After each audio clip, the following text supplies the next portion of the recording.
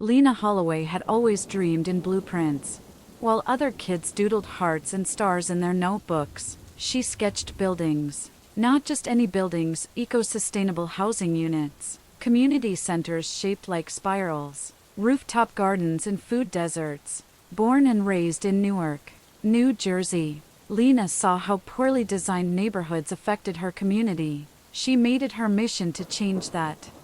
By the time she graduated from Columbia's architecture program, she was already winning design contests and being interviewed by small urbanist blogs. But the real world wasn't impressed by her resume, or, more accurately, by her skin. Time after time, Lena found herself in rooms where she was the only black person, the only woman, and always the only one ignored. Then she met him. Chase Billings.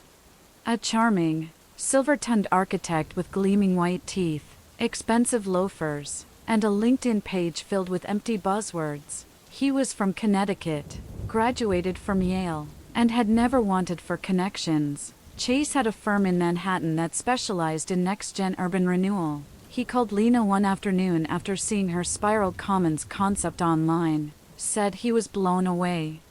"I think your work is brilliant," he said, "and I think it deserves a bigger stage." Lena, cautious but hopeful, agreed to meet.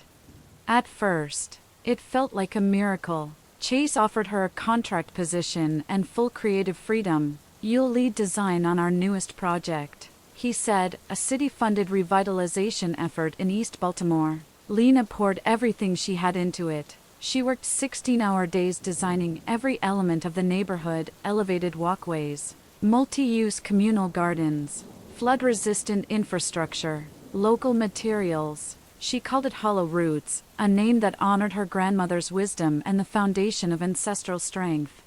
When it came time for the pitch to city officials, Chase insisted he deliver it. "You'll be in the front row," he promised. "I just know how to speak their language." Lena watched from that front row as Chase stood at the podium and never said her name once. Slide after slide of her work, her graphics, her notes, and yet, he presented it as if it had all sprung from his mind. Every time Lena opened her mouth to speak, an assistant politely whispered, "Questions after." The city approved the $40 million development. Chase became an overnight media darling. The New York Times called him a visionary.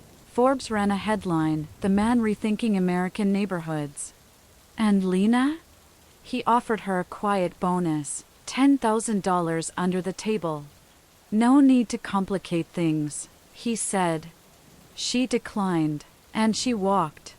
But Lena wasn't done. She took every saved sketch, every time-stamped email, every draft she'd sent. She contacted lawyers. At first, they told her it was nearly impossible to prove creative theft in architecture, especially since she'd signed a contractor agreement. One lawyer even said, "You're talented, but no one's going to take your word over his." So Lena built a new strategy. She started from the streets. She created an Instagram page at Hollow Roots Truth. She uploaded her original sketches, photos of her planning boards, voice notes describing her ideas, dated months before Chase's pitch. Then she did something even bolder. She walked into Baltimore's community meetings with a USB full of receipts and a fire in her chest.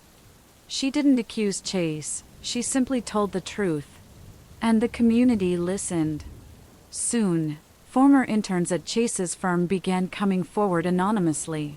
Articles surfaced. A local Baltimore journalist picked up her story, then a larger one, until finally, a full exposé dropped in Architectural Digest titled, "The Woman Behind the Design, The Truth About Hollow Roots." Chase's firm began hemorrhaging clients. Lena, on the other hand, was offered a grant by the Baltimore City Council to build her own architectural nonprofit, Foundation Forward, dedicated to mentoring young black designers and creating community-first development. She took the funding and hired her first team, all women of color. When Hollow Roots was finally built 2 years later, it bore a new plaque at its entrance. Designed by Lena Holloway, architect, storyteller, community builder. And just beneath that, etched in silver.